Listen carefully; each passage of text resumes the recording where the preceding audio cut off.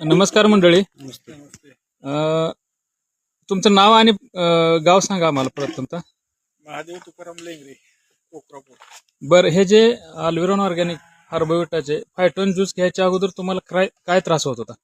उठायलाच येत नव्हतं, झोपेत उठलं का भेतडाला जरा आधार कशाचा लागायचा, उठायला बसायला बरं बरं चाला येत नव्हतं. बरं.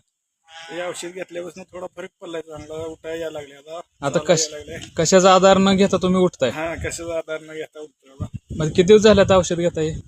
3 आठवडे झालं औषध चालू.